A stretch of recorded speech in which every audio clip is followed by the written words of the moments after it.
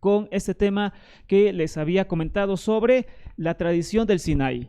La tradición del Sinaí y el cruce del Mar Rojo. Este es ya el último tema referente al éxodo de Egipto. Vimos ya varios temas, empezando con Joseph, el patriarca Joseph, conocido así. Vimos también sobre las plagas en Egipto, si realmente hubo esclavos hebreos o no en la tierra de Egipto y cosas semejantes, pero nos quedaba este punto que está bastante ligado a el éxodo de Egipto y por supuesto que es entonces sobre, pues bueno, el monte Sinai, ¿ok? Este es un evento, por supuesto, bastante importante, ya que dentro de el conocimiento general de las personas que estudian la Biblia, pues entonces está este evento del monte Sinai, el milagro del monte Sinaí, o más bien la aparición del Eterno en el monte Sinaí, pero un poquito antes se encuentra también sobre el cruce del Mar Rojo, ¿ok? Así que, bueno, antes de empezar con el monte Sinaí, vemos este último punto que quedó pendiente sobre el cruce del Mar Rojo. Algunas citas que están en Éxodo hablando sobre la salida de los hijos de Israel de Egipto precisamente son las siguientes. Se las voy a leer rápidamente para que ustedes para que ustedes las vean así en pantalla. Dice así: y los israelitas marcharon de Ramsés hacia Sucot y les seguía una multitud inmensa. Éxodo 12:37. Después dice: Dios no los guió por el camino del país de los filisteos, aunque era el más directo, porque dijo: no sea que al verse atacados se arrepientan y se vuelvan a Egipto.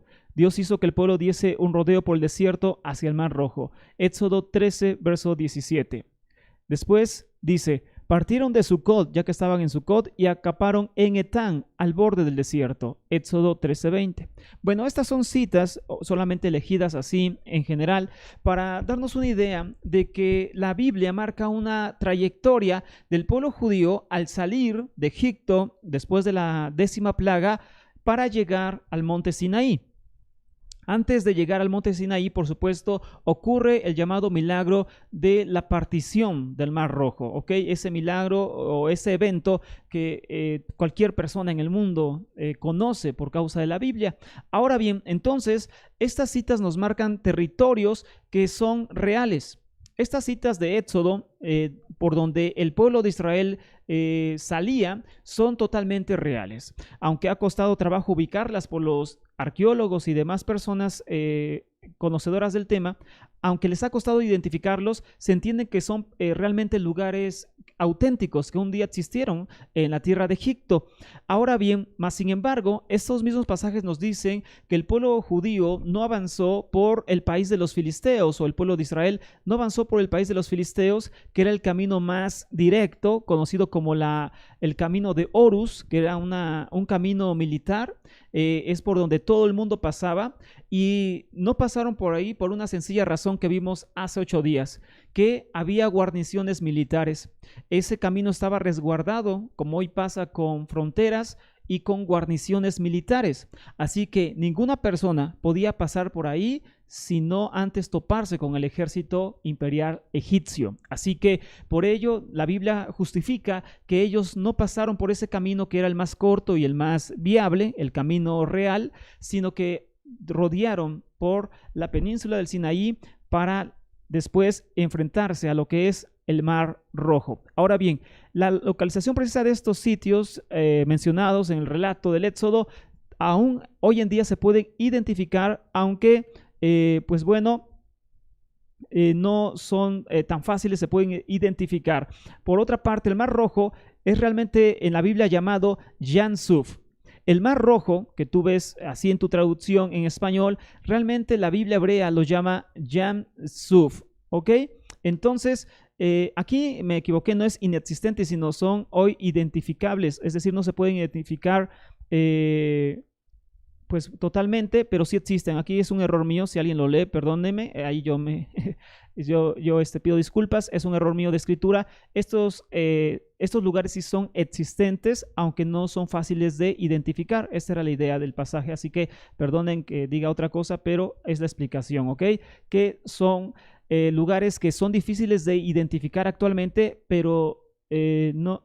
Ah, perdón, sí está bien, pero no son inexistentes, es decir, que son reales. Estos lugares existen, estos lugares son reales, aunque son difíciles de identificar actualmente. Ahora bien, seguimos en el otro punto.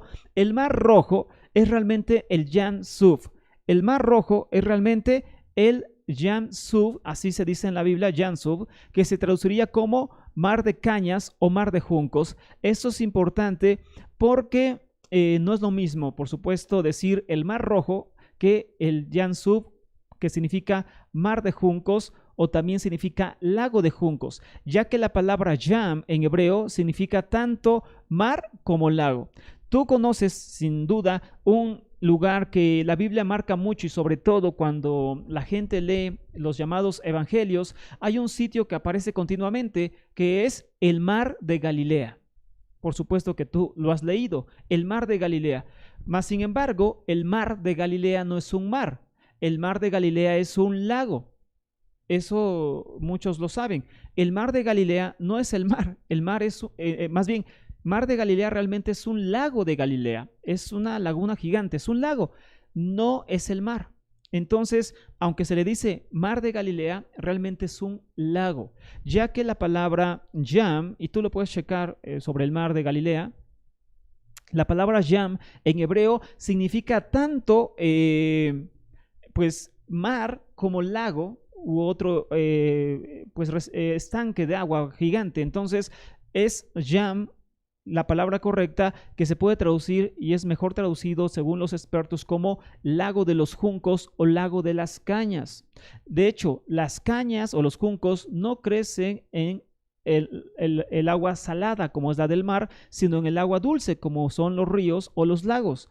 Entonces eso significa que pues no es un mar, sino más bien pudo haber sido un lago o un río al que se refería este pasaje de la Torá, que es Lago de los Juncos. Ahora bien, este nombre se aplica a una serie de pantanos que actualmente se encuentran en la región del Canal de Suez, entre el Golfo y Mar Mediterráneo. Es decir, que este lugar se identifica dentro de una zona cercana al Canal de Suez en Egipto y por supuesto que no es el mar, sino es una serie de pantanos que hasta hoy en día existen. Ahora bien, la traducción Mar Rojo en vez de Mar de Juncos, comenzó con la versión Septuaginta, que es una versión griega de la Biblia hebrea. Ahí es donde por primera vez se traduce como Mar Rojo, pero su nombre correcto es Lago de Juncos o Mar de Juncos. Lo correcto es Lago de Juncos. Ahora bien, esta es la traducción correcta, así que si alguien busca registro en un mar, no va a encontrar nada en absoluto, porque eso no dice la Biblia, esa es una mala traducción. Mira, tú has sido informado muy mal durante mucho tiempo y no es porque yo te lo diga, sino porque tú lo puedes comprobar. Hay muchos maestros, sobre todo maestros de una corriente llamada mesiánicos o raíces hebreas, en la cual han buscado supuestamente comprobar el Mar Rojo y no ha sido verdad. Número uno, porque fueron al mar. Y la Biblia no habla de un mar, habla de un lago, el lago de juncos. Los juncos o cañas no crecen en el mar, en el agua salada. El mar tiene agua salada, ahí no hay juncos o cañas. El junco crece tanto en agua dulce de un lago, de un río o de un pantano, no en un mar. Entonces, esa es una de las primeras cosas que descartan totalmente el mar, además de que no se refería a eso. La traducción Mar Rojo empezó desde la versión Septuaginta, pero no es una traducción correcta. Entonces, si una persona te dice que encontró los vestigios de Faraón en el Mar Rojo, pues desde ahí, amados, es simplemente un estafador o un farsante, porque nunca existe esa localización geográfica en la Biblia. La Biblia nunca se refiere a un mar, siempre es un lago. Repito, al mar de Galilea realmente se le identifica como un lago geográficamente. Tú lo puedes investigar en internet. El mar de Galilea no es un mar, es un lago. Aunque se le dice mar de Galilea, es un lago, no es un mar. Donde daba, según los evangelios, Yeshua predicando y todo eso. Yo creo que lo recuerdas bien. Pero es un lago, no es un mar. Entonces hay gente que ha mentido tal cual porque ha mentido. Y esas investigaciones que tú ves en internet, que son muchas, no tienen ningún respaldo por el Ministerio de Antigüedades de Israel ni por el Ministerio de Antigüedades de Egipto. Las antigüedades en Egipto y en Israel son totalmente pues vigiladas por el gobierno tanto egipcio como de Israel. Para esos gobiernos es muy importante los vestigios arqueológicos, son muy importantes para esos países. Entonces, cuando alguien encuentra algo antiguo, esos ministerios se encargan de respaldarlo, de confirmarlo, inclusive de tomarlo y ponerlo en sus museos. Entonces, si estas investigaciones que tú ves, no voy a decir los nombres de las personas, pero es claro que te están mintiendo, que están mintiendo en sus investigaciones, no son, por supuesto, arqueólogos ni nada semejante. Entonces, estas personas están mintiendo y están diciendo algo que no respalda el Ministerio de Antigüedades de Israel ni el de Egipto, porque está entre los dos países. Entonces, si no lo respaldan los gobiernos de Egipto o de Israel, ¿cómo puedes creer en esas personas? ¿Por qué? Bueno, es que no lo quieren reconocer. ¿Por qué no lo querrán reconocer? Es decir, ¿qué pierde Israel por reconocer que hay cosas enterradas? Nada, si hasta le daría credibilidad a su Torá.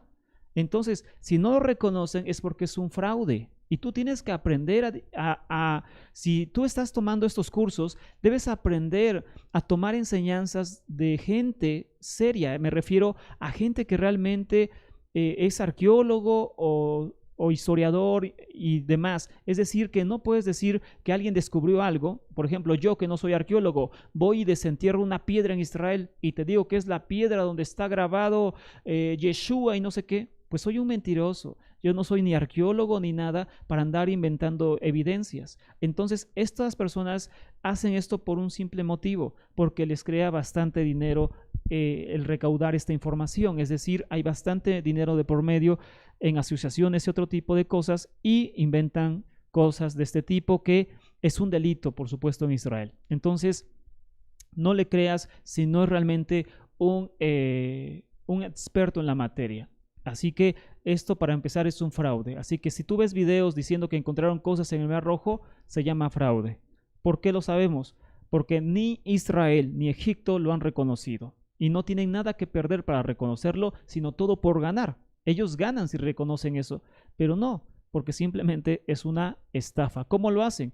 Enterrando esas cosas desde antes, las dejan caer al mar, por lógica se empiezan a enterrar, empieza a crecer coral en ellas, eso pasa todo el tiempo y después dicen que las encontraron, cuando no es verdad. Así que no te dejes engañar, no te dejes engañar, ten cuidado, hay muchos estafadores de este tipo, así que esto no es verdad. La Biblia nunca dice, para empezar, que fue en el mar. La Biblia dice que fue en un lago, el lago de juncos o río de juncos.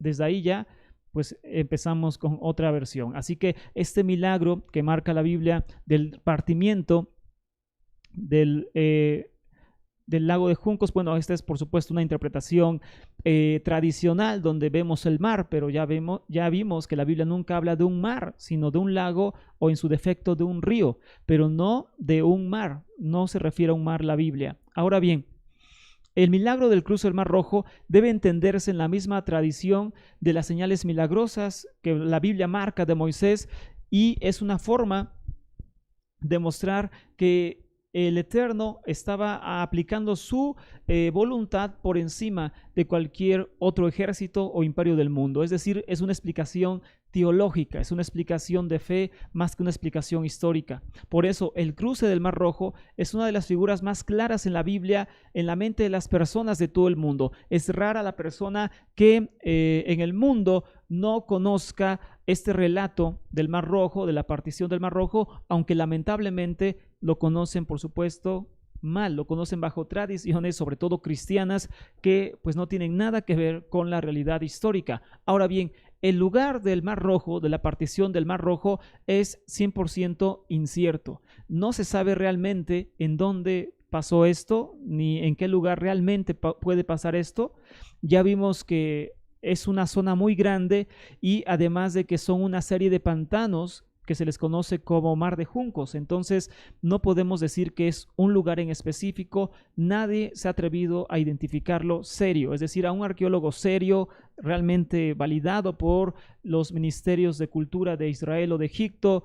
o de antigüedades de Israel o de Egipto, es decir, gente seria, gente reconocida por su trabajo, nunca ha encontrado nada. Solamente, repito, gente pues farsante, gente que inventa cosas y que a través de esos inventos logra seguidores, y logrando seguidores gana, por supuesto, tiene bastantes ganancias. Ahora bien, el lugar es incierto, nadie se ha atrevido a decir un lugar concreto. Hay quienes han optado por lo mismo en una tradición alterna, solamente para darle una explicación mística, pero realmente nadie ha dicho dónde pasó esto. Existen, como en otros casos, dos versiones paralelas del mismo suceso.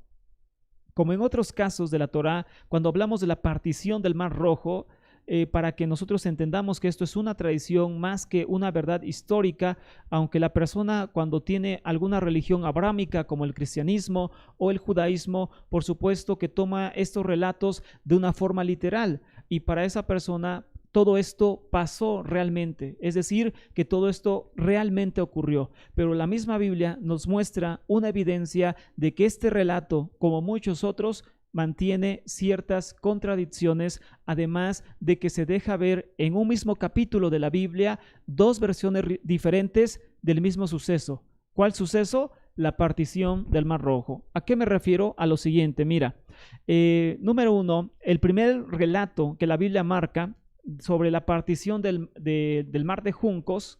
Para empezar, repito, no es un mar, es un lago, del lago de Juncos. Número uno es que Moisés debe de levantar su bastón, extender la mano sobre el mar y hendirlo en dos partes para que pasen los israelitas a pie seco. Es decir, la primera tradición de la Biblia dice que Moisés tenía que levantar su vara y decir que el mar se abriera y que así los israelitas pasaran el mar o el lago. Ahora bien, en Éxodo 14:16 dice lo siguiente, espero que lo tengas, vas a aprender bastante. Vas a aprender bastante, si tú gustas, vas a aprender bastante. Éxodo 14, verso 16 dice lo siguiente, y tú, levanta tu vara y extiende tu mano sobre el mar y divídelo. ¿Ok? Esta es la primera versión. Y tú, dice, levanta tu vara y extiende tu mano sobre el mar y divídelo, y los hijos de Israel pasarán por en medio del mar sobre tierra seca. Entonces, la primera versión es que Moisés tenía que hacer todo y a través de su vara dividir el lago de Juncos. Ahora bien, Moisés lo hace así y los israelitas pasan a pie seco. Los carros egipcios se lanzan en su persecución. Verso 23 del capítulo 14. Yahvé ordena a Moisés que extienda la mano para que refluyan las aguas sobre los egipcios, es decir, las aguas regresen para cubrir al faraón y a sus ejércitos. Al hacerlo, verso 27, los egipcios quedan sumergidos. Verso 28, y los israelitas a salvo. Verso 29. Esta es la primera versión de la partición del mar de Juncos o mar rojo conocido normalmente, que Moisés hace todo, abre el mar, después le ordena al mar que las aguas se cierren y entonces Faraón y su ejército queda aplastado en el fondo del mar. Esta es la primera versión, pero veamos qué dice entonces la segunda versión en el mismo capítulo, en el capítulo 14, pero en versos distintos. ¿Qué es lo que dice la segunda versión? Escuchen, durante su persecución, los israelitas se creen perdidos y se rebelan contra Moisés. Moisés les ordena que permanezcan donde están. Éxodo 14, 10 al 14. La columna de nube que les protege, se les coloca entre ellos y los egipcios. Éxodo 14, verso 19.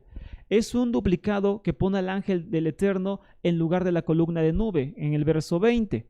Durante la noche, Yahvé hace soplar un fuerte viento. ¿Quién? El Eterno. Aquí ya no es Moisés, aquí ya es el Eterno quien está cerrando las aguas. Yahvé hace soplar un fuerte viento del este que seca el mar, en el verso 21. Al día siguiente de madrugada, el Eterno desde la columna de fuego y de nube siembra el pánico entre los egipcios y entorpece las ruedas de sus carros. Verso 24 al 25. Al apuntar el día, las aguas vuelven a su lecho y Adonai, el Eterno, sumerge en ellas a los egipcios. No es Moisés, es el Eterno acá. Verso 27. Ese día salvó el Eterno a Israel, e Israel vio a los egipcios muertos a la orilla del mar. Verso 20. En el mismo capítulo, solamente que en versos simplemente brincados, intercalados, encontramos dos ideas distintas de la partición del mar. En una versión es Moisés quien hace todo, quien abre las aguas. Los hijos de Israel no se le rebelan, se muestran amables, abre las aguas y también el Eterno lo ordena y las aguas se cierran y Moisés aplasta a Faraón en el mar. Pero en el segundo relato, en el mismo capítulo, pero en versos diferentes, quien hace todo ya no es Moisés, sino ahora ¿quién lo hace? Lo hace el Eterno directamente. El Eterno abre las aguas, los protege con columna de nube, después con su ángel y de inmediato al amanecer cierra las aguas y todo su ejército de Faraón es eliminado. Ahora bien, como te das cuenta, son dos versiones del mismo suceso en tu propia Biblia. En el capítulo 14 de Éxodo nos muestra dos versiones del mismo suceso totalmente opuestos. Uno es a través de Moisés y el otro es a través del Eterno, que no pueden ser unidos entre sí. Ahora bien, seguimos entonces.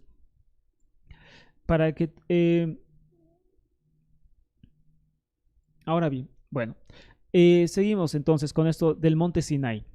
Esta tradición del monte Sinai. Perdón. Sí, seguimos con el monte Sinai. Ya vimos lo del Mar Rojo muy rápidamente. Se puede extender este tema del Mar Rojo, pero hoy no quiero extenderme. Tal vez un día volveremos a tocar este tema y ya lo haremos más extenso, es decir, ya con más información, con más ideas, todo eso. Pero hoy solamente basta saber que esos son los puntos importantes.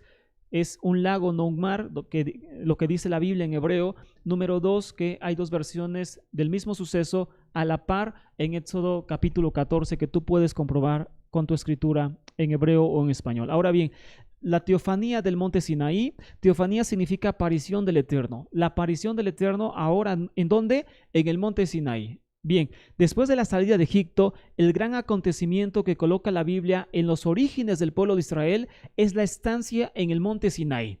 En el Sinaí es donde el Eterno hizo de Israel su pueblo, estableció con él una alianza y le dio el decálogo, los 10 mandamientos, leyes civiles y leyes religiosas, además de prescripciones sobre el santuario y sus ministros. Éxodo 19 y hasta el capítulo 34 nos habla de esta aparición del Eterno en el monte Sinaí y de todo lo que el Eterno les mandó en el monte Sinaí según la tradición bíblica. Ahora bien, entonces seguimos.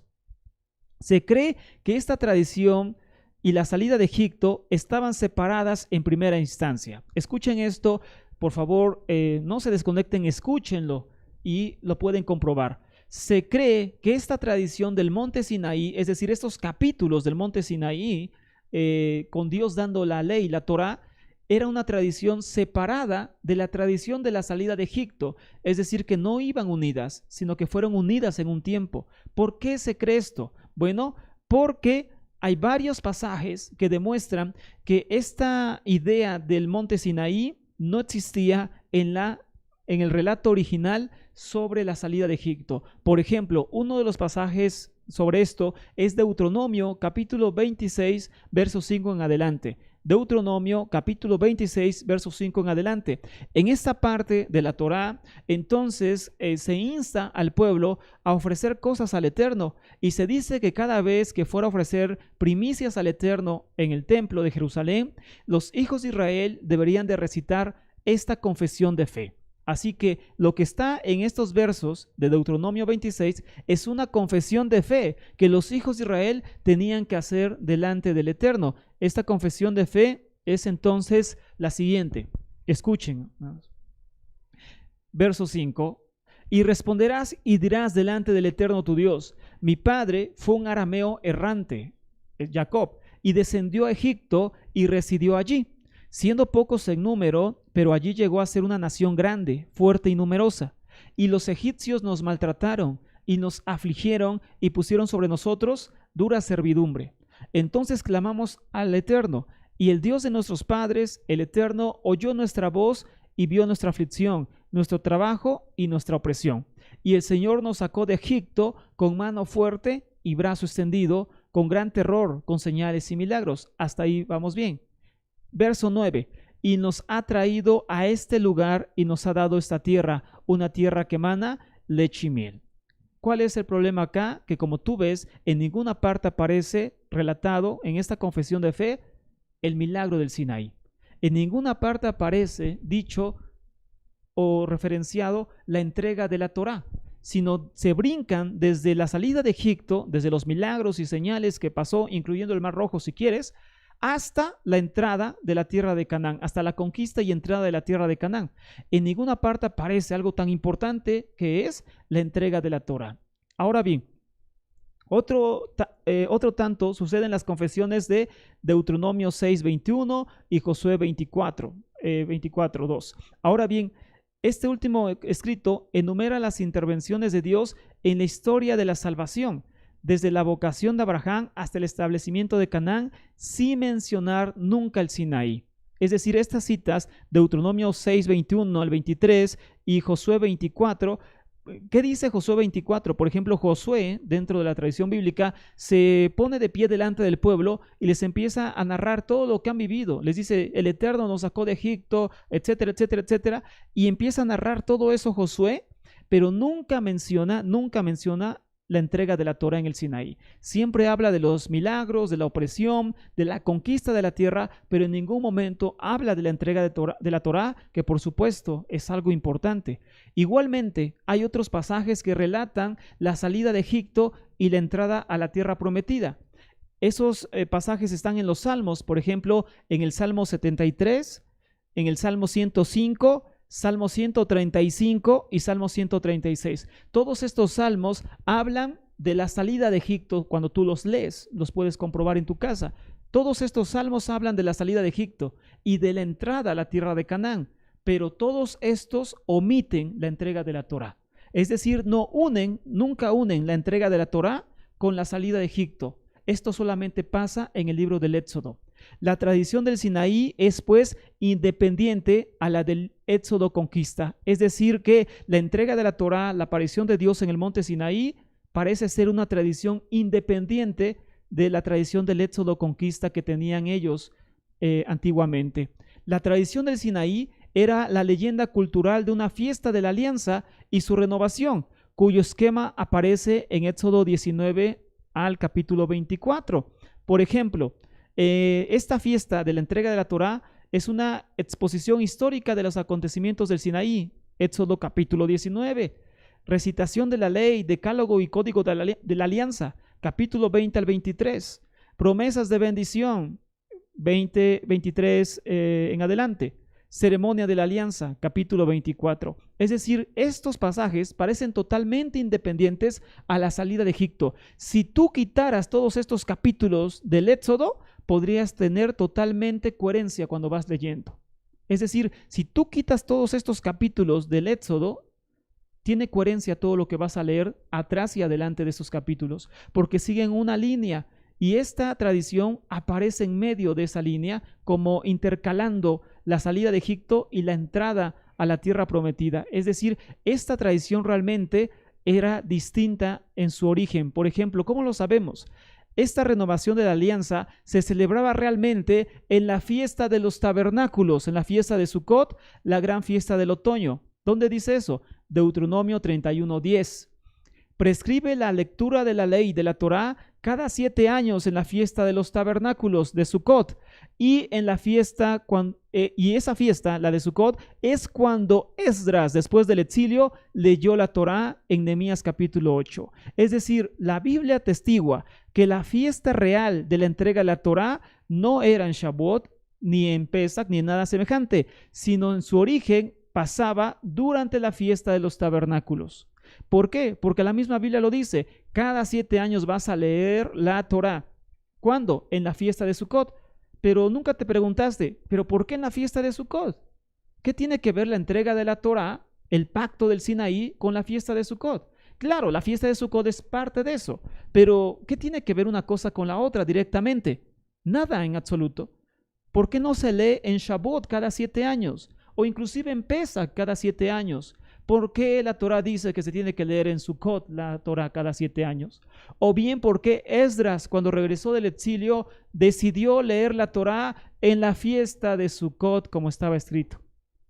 Pues porque esta tradición realmente es de la fiesta de Sukkot, no de Pesach o de otra fiesta. Esta fiesta de la alianza del monte Sinaí, en la época premonárquica, es decir, antes de los reyes, antes de David, por ejemplo, se celebraba en Siquem. ¿Dónde dice esto? Josué capítulo 24. Esta fiesta antes de los reyes se celebraba en Siquem. En cuanto a la tradición del éxodo, conquista, era la leyenda cultural de una fiesta de Gilgal, en la que se celebraba el paso del Jordán y la entrada de Canaán. Coincidía con la fiesta de las semanas. En ella se ofrecían las primicias, que es precisamente la ocasión prescrita para la recitación de Deuteronomio 26.5. Cuando tú lees Deuteronomio 26.5 que leímos al principio, ahí dice que vas a confesarte delante del Eterno cuando lleves tus primicias. Y entonces dentro de esa confesión en ninguna parte aparece la alianza de la Torá. Y esta confesión se tenía que hacer en Shavuot, por llamarlo así, en la fiesta de las semanas, que es la que se aproxima en unos días. Pero ahí no te dice nada de la alianza del monte Sinaí. Ahí solamente te dice que confieses que Él te sacó de Egipto y que te dio la tierra prometida. En ninguna parte aparece el pacto del Sinaí.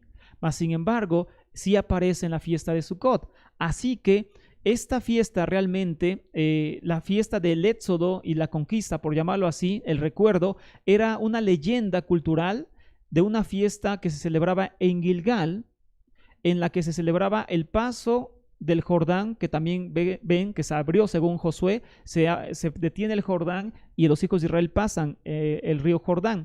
Entonces era realmente una celebración del paso del Jordán a la tierra prometida y coincidía con la fiesta de las semanas. Pero esta inserción de la Torá a la fiesta de las semanas es una inserción tardía, es decir, así no se celebraba al principio, sino después fue una inserción de la tradición ya tardía. Por eso repito, si tú empiezas a leer Éxodo y te detienes en el capítulo 19 y no lees Éxodo 19 hasta el capítulo 34, no pasa nada. Después todo continúa en coherencia. Es decir, que esta tradición fue incrustada en esa parte de la Torá para que coincidiera con la fiesta de Shavuot, con la fiesta de las semanas. La primera mención del término pacto en la Biblia hebrea está en Génesis 9, que describe el pacto entre Dios y Noé después del diluvio. Así que todo esto es claro que, pues bueno, nos habla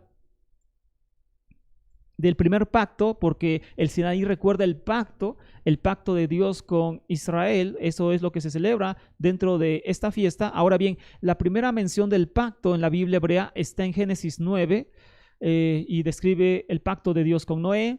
Los otros dos fueron hechos con Abraham en Génesis 12 y el pacto con la nación de Israel en el monte Sinaí.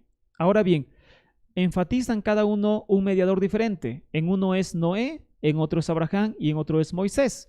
Cada uno revela a Dios con un nombre diferente. El pacto con Noé aparece Dios con el nombre de Elohim, de Dios nada más. En el pacto con Abraham se presenta como El Shaddai.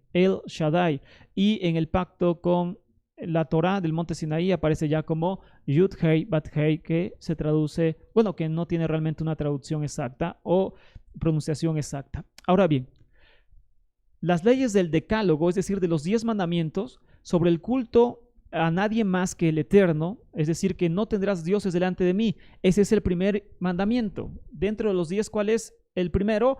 Yo soy el Eterno. No tendrás otros dioses delante de mí. Bueno, las leyes de los 10 mandamientos del Decálogo sobre el culto a nadie más que a Dios, al Eterno, la prohibición de imágenes y la observancia del Shabbat, del sábado, juegan un papel clave en distinguir a Israel de sus vecinos. Es decir, que esos mandamientos tienen un objetivo claro: hacer diferente a Israel de sus vecinos que lógicamente no guardaban Shabbat, tenían imágenes y adoraban a otros dioses. Aunque el monoteísmo no parece haber surgido en Israel por primera vez, aunque la Biblia parece decir, o no parece, sino dice que Israel es entonces el primer país o nación, cultura que tuvo la creencia en un solo Dios, la historia dice otra cosa. Aunque yo sé que te vas a molestar conmigo, pero la historia clara dice otra cosa. El monoteísmo parece no haber surgido en la tierra de Israel. En Egipto, a mediados del siglo XIV, antes de nuestra época, la familia real parece haber reconocido una sola deidad, a Aten o Atón en griego. En Egipto, aunque Egipto siempre tuvo muchos dioses, hubo un faraón llamado Akenatón que dirigió la adoración a un solo dios y no más, al dios Aten egipcio o Atón en griego. Es decir, él, según la historia antigua, no cualquier estudio raro, no, según la historia más antigua de la humanidad, el primer país, la primera nación que se identificó, aunque sea por un faraón que era monoteísta, fue el reinado de faraón Akenatón en el siglo XIV, que dirigió toda su adoración al dios Aten o Atón. Es decir, según la historia, él fue el primer rey monoteísta de la historia, el primero que creyó en un solo Dios antes que Israel como nación. Aunque se enojen conmigo, eso, amados, se puede comprobar fácilmente. Ahora bien, también los reyes semitas de Egipto, llamados Hicsos, de los cuales ya hablamos antes, que eran reyes que llegaron a ser faraones en Egipto, más bien pastores que llegaron a ser faraones en Egipto y que no eran egipcios. Bueno, ellos en el 1550 adoraban al parecer solo a Set con la imagen de Baal. Es decir, ellos también fueron monoteístas al parecer y dirigieron toda su adoración a Set. ¿No te suena este nombre? ¿Dónde has escuchado Set? ¿Dónde lo he escuchado? ¿Dónde lo he escuchado? Ah, sí, Génesis capítulo 5. El hijo después de Abel que le nació a Adán y Eva se llamó Set, por supuesto, se llamó Set. Set es un dios egipcio, amados. Ya lo habías escuchado en la Biblia. Ahora bien, adoraban al parecer solamente a Set, que lo vistieron o le dieron los atributos de Baal, el dios cananeo de la lluvia. Así que estos también eran monoteístas según la historia antes de la cultura judía, y no tengo nada en contra de la cultura judía, por supuesto que no, en lo más mínimo, aprendemos bastante de ellos, pero realmente, históricamente, los primeros que tuvieron una fe monoteísta fue un faraón llamado Akenatón en Egipto, y esto cualquier maestro de historia lo sabe, religioso o no. Y número 2, los Hicsos, que gobernaron Egipto durante más de 100 años, también adoraban a un solo Dios, pero no era el eterno Yahvé o Adonai, sino era Set, comparado con Baal. Ahora bien, para comprender el pacto bíblico es necesario estudiar el antiguo tratado del Cercano Oriente. En el antiguo Cercano Oriente, cuando dos países buscaban tener paz, redactaban un tratado. Tratados entre partidos de igual poder se llaman tratados de paridad, y tratados entre partes desiguales se llaman tratados vasallos, porque el país más débil se convirtió en un vasallo. ¿Qué significa esto? Que nosotros entendemos, esta es la explicación para no enredarlos, nosotros entendemos que el pacto del Sinaí es una alianza, es un pacto, es un contrato. En hebreo se dice berit, pacto, o brit, pacto. Entonces es un pacto, es un contrato, el contrato o el pacto del monte Sinaí. Ahora bien, en el antiguo Oriente, de donde surge Israel, había pactos entre naciones o había contratos. Y te vas a sorprender porque cuando uno estudia los pactos antiguos, los contratos antiguos, aparecen cosas que ni nos imaginamos. Por ejemplo, este es parte de un tratado entre el rey de Egipto, el faraón de Egipto, y un rey hitita, el rey de Atí, perdón. Entonces, habían tenido guerra durante mucho tiempo y ellos deciden, que es el faraón Ramsés II, decide hacer paz con su homólogo del país de Atí, que es de la tierra de Canaán. Deciden tener paz y entonces ellos, para firmar la paz, hacen un pacto, un tratado. ¿Y por qué es importante esto? ¿Y qué tiene que ver esto con lo que estudiamos? Bueno, porque este pacto muy antiguo de Ramsés, faraón y el rey de Atí muestran cómo eran los pactos en la antigüedad. Los pactos que te dije, había pactos o contratos en la antigüedad de paridad, es decir, que dos eran iguales, o tratos y pactos de vasalle, cuando un país dominaba a otro y le firmaba un contrato de qué es lo que iba a hacer para el otro país. Así que la Torá es un pacto, es un contrato semejante a los tratados antiguos de Medio Oriente. No, estás mal, la Torá es independiente, la Torá no tiene nada que ver con eso. Bueno, escucha esto y después, amados, me das tu opinión. Este documento es bastante antiguo y dice, al principio, la asamblea divina, es decir, es un pacto entre dos reyes, pero ponen a Dios de intermedio. Al principio, la asamblea divina decretó que había paz entre el faraón de Egipto y el gran rey de Atí. Entonces, Muwatalis, mi hermano y gran rey de Atí, declararon la guerra a Ramsés. A partir de hoy, Hattusilis observa el decreto de Re y Set, que son dioses, como ya vimos, que prohíbe la guerra entre Egipto y Atí para siempre. Pero continúa esto, que es lo más interesante. Hattusilis acepta este tratado con Ramsés, creando paz y una alianza eterna entre nosotros.